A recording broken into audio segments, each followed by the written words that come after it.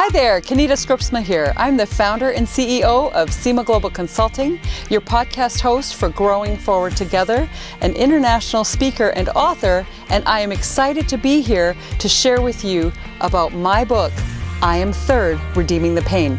This book is primarily written from our interracial marriage, multicultural family, and multi-ethnic experience as we raised our kids and appreciated the experience of adoption. So I thought it would be a great idea to have someone else interview me for my podcast and to share with you viewers how perhaps you would be benefiting from this book as well, even if you aren't a parent or an adoptive parent. My friend Jerry Hughes, who is the founder of the Hughes Foundation, is here today to share his opinion and his perspective on this book and ask me some fun questions. So I look forward to this interview, and I'm so glad that you're able to join us.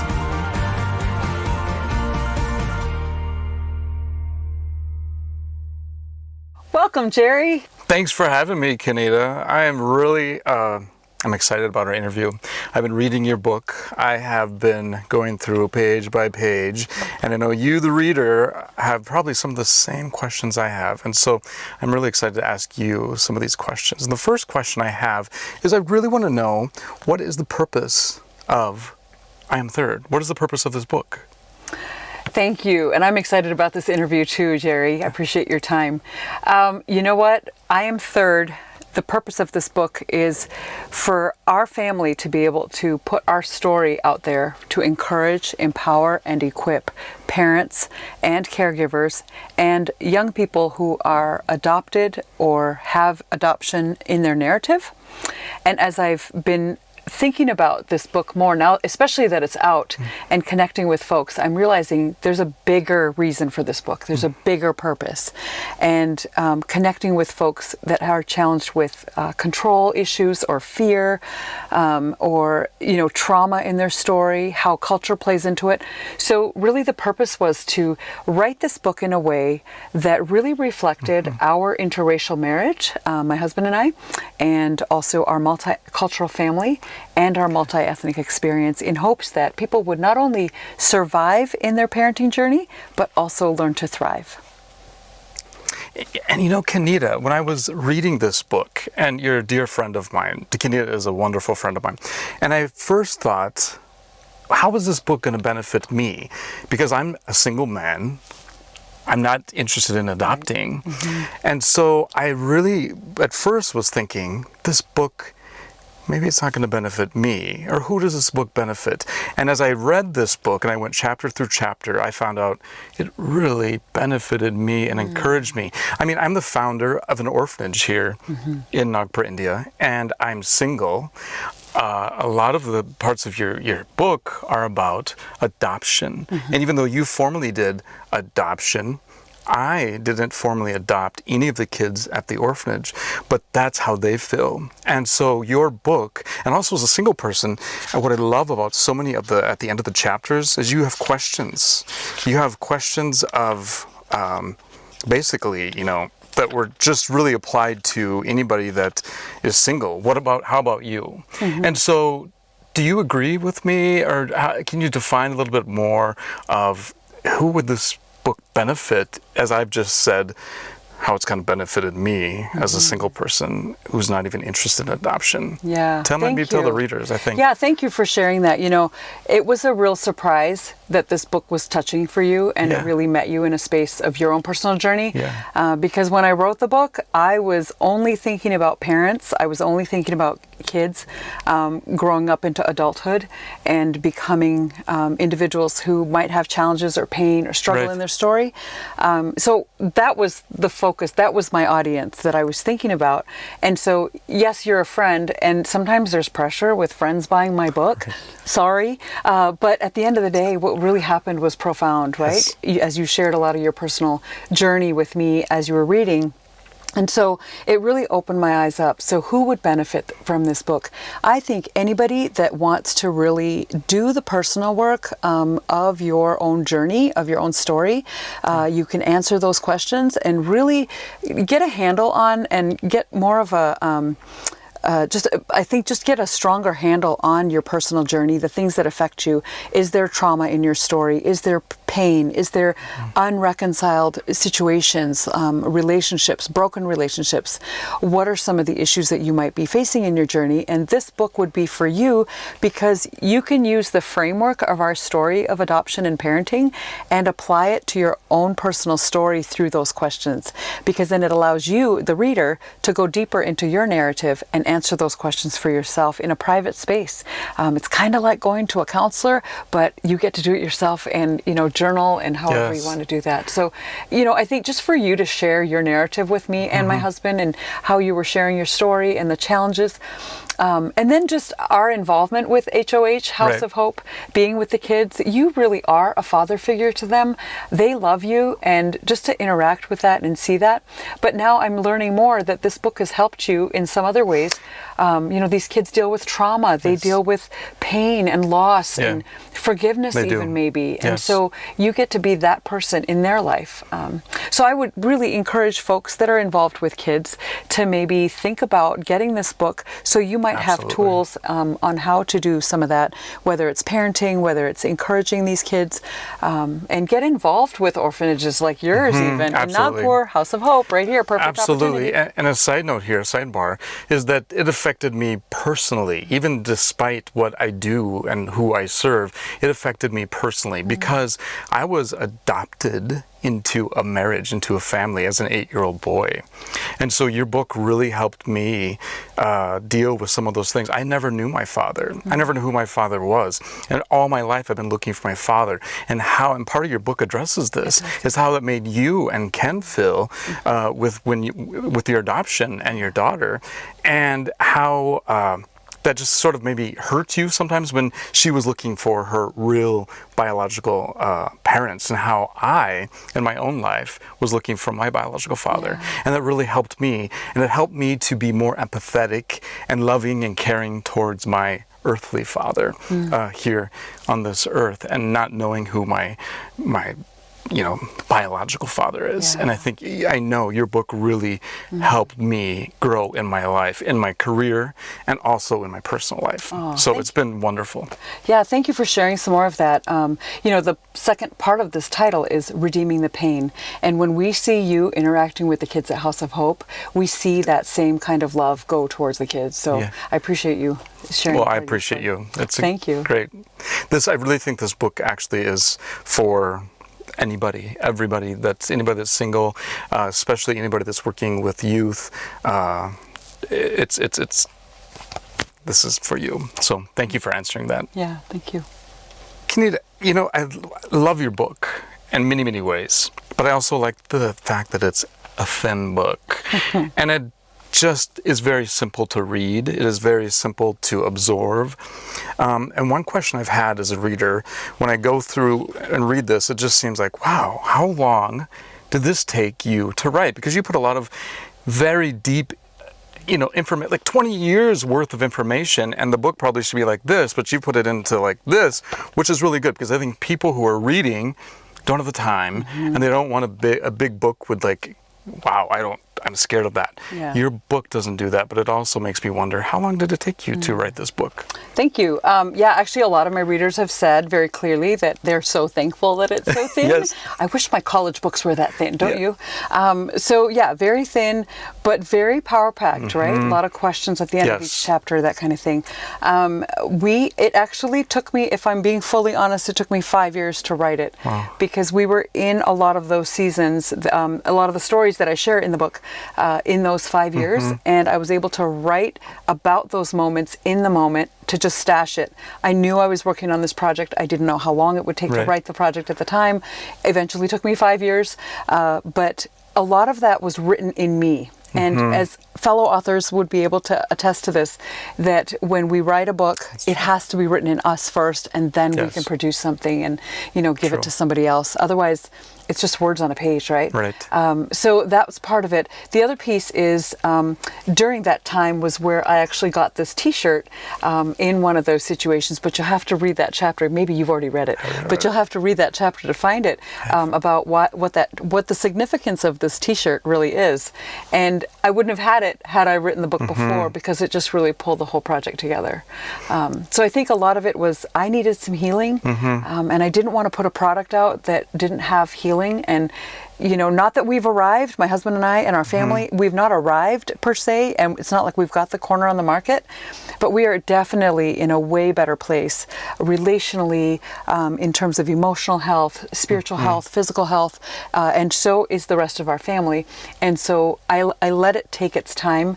I allowed the book to marinate in my story and, some of these elements of what I had learned. Good adjective. So marinated. Marinate. I love that Marinate. word. It's been well marinated. I think a good author too. Also, hey, you've been living this. Yeah. You've been living this for many, many years, and so 5 years is probably nothing. But yeah, so that's great. Thank you for answering that. So, and actually, just to say, we were parenting our kids from infancy into adulthood for the course of almost 23 years. Right. By the time the last one was out the door.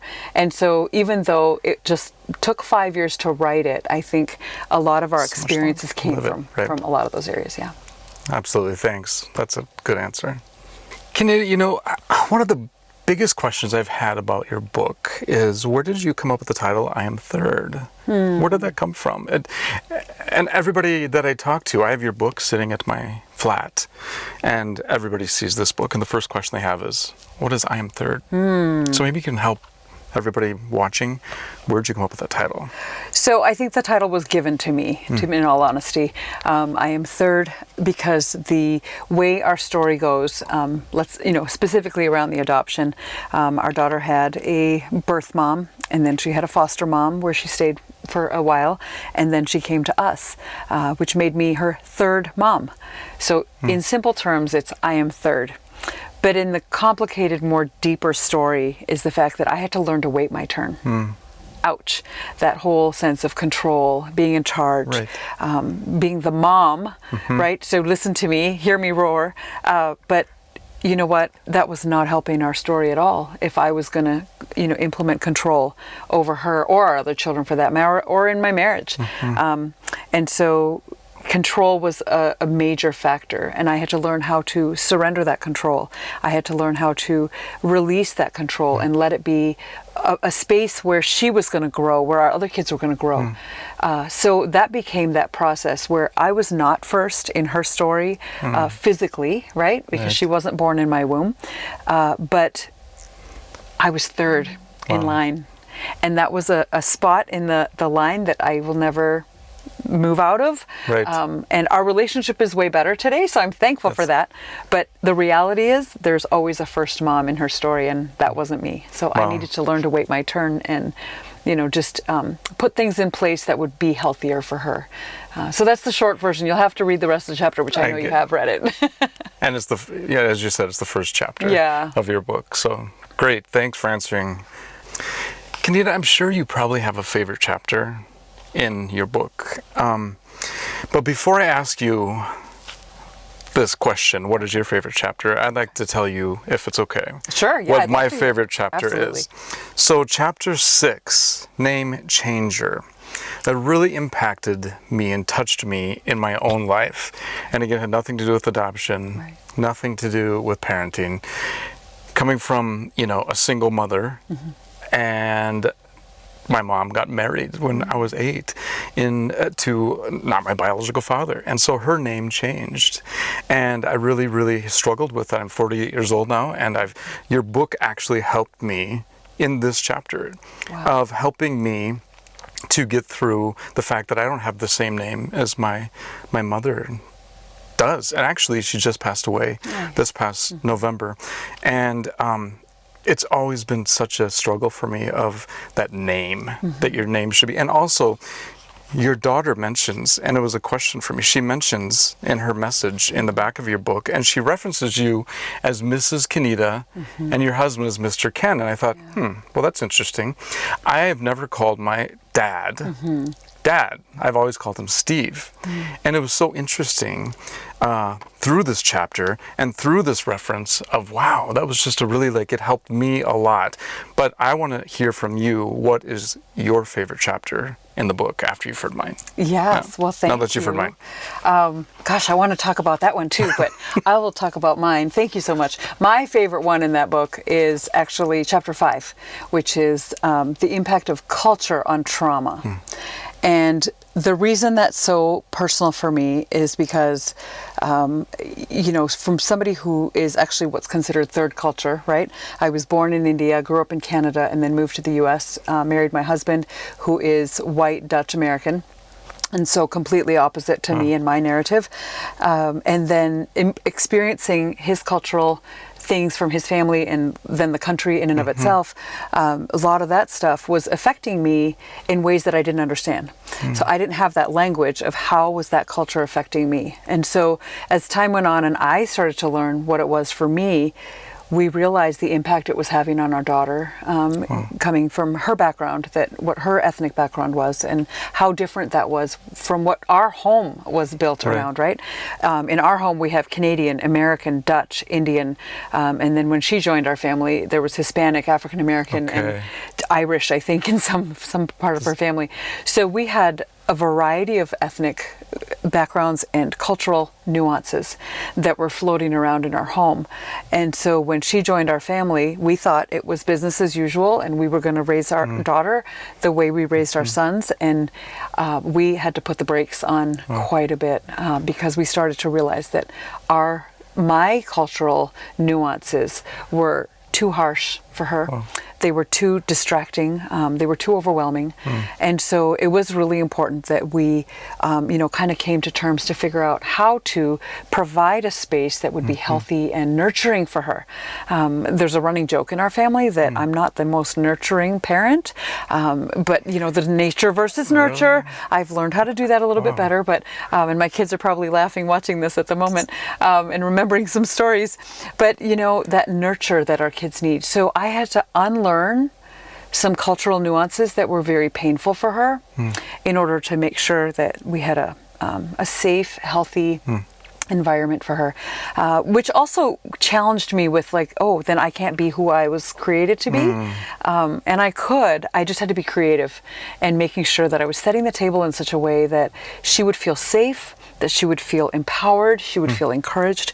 And the same was true for our other sons as well. So the impact of culture on trauma was really powerful for me to write.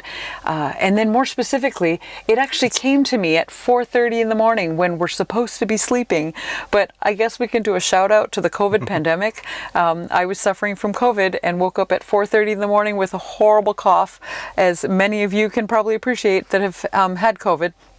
But I was woken up at 4:30 and I couldn't sleep. And I thought, well, I guess I'll write. And that's always cathartic for me. And this chapter came out and I was just blown away by the nuances in it, the thought behind it, what I was able to share with you, the audience. And for us to just appreciate that if we solely live into our cultural dynamic without appreciating who the other person is, we're going to lose that relationship. We're going to lose that person. And that's not okay. And then the other reason why that's a passionate chapter for me is because at SEMA Global Consulting, we do a lot of culture work, and we work with individuals and groups of folks and different companies as well, helping individuals understand culture so that we can also attack bias and make sure that we can, live more harmoniously with each other, and then indirectly and directly a little bit address, especially in the U.S., the race issue and concerns that we have. So maybe that's a long answer to a short question. I have 10 more questions now as a result of that answer. So but sorry. That's great. That's awesome. Thank you for sharing your favorite chapter. Yeah. One more thing, Jerry, can I just get back to your comment about name changer? Yes. Chapter? I think it was chapter 6. Chapter 6, right? yes. In the end of the book, I did put a little quote of what our daughter had said. Yes. In it, she refers to us as Mrs. Kenita and Mr. Ken. And the purpose of that was really, it was a very special moment. It initially happened when I was getting so frustrated because she just wouldn't call me mom, right? And it was just breaking my heart. And so I had thought to let her call me Mrs. Kenita and my husband, Mr. Ken. Okay. Partly to just let her have that space to heal. Wow. And let her take her time to call me mom when she was ready. Wow. And eventually, it wasn't so much the title, but how we related to one another. And she really did respect me as a mom. Wow. And I missed out on that because I was so hung up on the title. The title, mom. Right? I really wanted to hear mom because to me that felt like, oh, good, now you're part of the family. That was what belonging, Right. how belonging was defined for Wow. me. And I realized through this process that I want her to feel like she belongs. And so maybe we have to change some of these titles. And that was kind of the impetus for that. And initially I remember she said, oh, it's going to take me forever to do that. It took her a day. Let me just tell you, it took her a day. And in that next day, she was calling, using these titles just fine. Okay. And it allowed her that space to heal that she really Okay. And I that really touched me. That really did touch me. So That's great. Great clarification. Mrs. Kenita. That's awesome. Actually, I've had some friends be very upset with me. Really? That they thought that was very disrespectful. So maybe they'll read the wow. chapter and find out that my it's actually goodness. for a good cause. Wow. Just one more thing that I want to add to is that when my mom passed away recently, and it was my dad, I never got. People always said my stepdad. Okay. And I hated that. Like, well, don't call me stepdad or or him stepdad. And he's just my dad. So during like different funeral preparations and stuff like that, they would always say, is there a father involved? And he would say, I'm the father. And I'd say, he's the father. And I can imagine that maybe she also came to that, or you came to that, what you're kind of explaining in this Mrs. Kenita and Mr. Ken. I love it. It's great. Good stuff. Thanks. You. Kenita, one last final question I have, and that is really kind of simple. Why do you think that your book, this book, I Am Third, is for the world today? That's a great question. Because countless times I was asking myself, why am I writing this? I don't want to write this. This is really hard. And over and over and over again, I kept getting the sense that I'm supposed to do this. Do you ever get that feeling when you're being called to do something that's just so personal and so raw? So I knew that I was called. I felt very called to write the book. The other reason why I feel very strongly that this book needs to be written is because there are countless families and relationships that are interracial, multiethnic, multicultural. And then you have adoptions mixed in and parenting situations. And unfortunately, there aren't a lot of products on the market that are helping us parents, right? Or helping individuals grow forward in their story.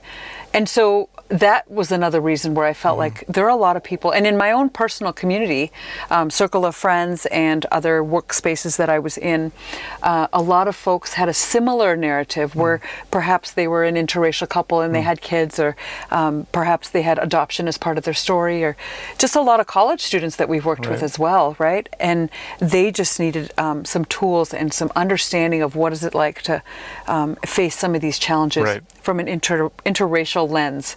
And so I wanted to write the book because I couldn't find anything on the market that would help me in my journey. And I thought, well, how many other parents are out there not having that kind of a tool? So that's one of the reasons, or maybe two, I lost track. But also, we have so many broken relationships in this world, right? Absolutely. Whether it's parent situations, like you mentioned, divorce earlier in the U.S. is like the highest rate. But, broken families, homeless kids, we've got orphanage setups, we've got foster care system in the U.S. and a couple other countries are also starting foster care. We've got countless individuals in the adoption track as well, right? And just the amount of pain that people are carrying. Yes. And I just thought, I'm one person. And if I'm carrying that kind of pain, and if I have that kind of stuff in my story, who else does? And, that just kind of beefed up the reason to do the book in the first place. So I think we need this because we need hope. Yes. Right? I'm really passionate about giving people hope and wanting them to really thrive in their stories and have the hope that they can do it. Right. like I'm talking to you, but I'm Yeah. talking to you, and I'm saying Yes. you can do it. You can have the hope to not only survive in your story, but to thrive as well and rise above it and grow past those challenges. And that's who I'm speaking to. I want you to appreciate that you can live into your best self, and you can appreciate those things in your stories that want to hold you back, but in essence, they're going to free you, and you're going to feel free and live a life that you can be proud of and be able to share that with other people as well. So that's why I think there's a lot of pain in our world, right? I mean, there even is. in your organization that you're working with these kiddos at House of Hope, and There is. they're so precious, and there's so Right. much pain and loss and trauma just in their small circle. It's like my grandma said, you got to give them you got to give them hope. Hope. You can't live on hope alone. Yeah. But you can't live without hope. And so I think that's what you're really saying. And I know, yeah, and in my personal story, I don't imagine ever in a million years sitting here, except for the hope that is in me, and I really want to benefit and give other people that same hope. And so through my writing, I hope that you also feel the hope as you read the words penned in my book. that is really great. Hope. Hope. Thank you so much. Well, Kenita, my friend, I have a personal signed copy of your book, Jerry, hashtag Live Your Story, Kenita 2022. And I'm sure everybody's probably wondering, where do they get a copy of your book? How do they get this wonderful tool that has impacted my life? Thank you so much. And thank you for this time, Jerry. I really appreciate You're hearing welcome. your insights and how you've shared about your story, but then also asked me some great questions. So good. I really Thank you. appreciate being with you here today. You're welcome. So where can you get my book? Here's a couple things I'm going to ask from you, the reader. One is, just like Jerry shared his insights with me through over conversation, and I want to encourage you, the reader, to please share your insights with me. I want to know how it's impacting your story. I want to know how these words that I've penned on my paper have impacted your personal journey in a way that you're willing to make changes in your story to grow forward. So please contact me through my website at seemaglobalconsulting.com, and that is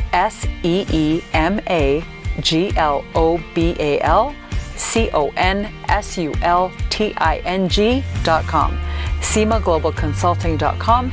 You can reach me through the contact page there and send me your thoughts. You can also go to the book page on my website, and you'll find a link directly to Amazon.com in the US and find a copy of a book there. You can also check it out on Amazon.ca in Canada.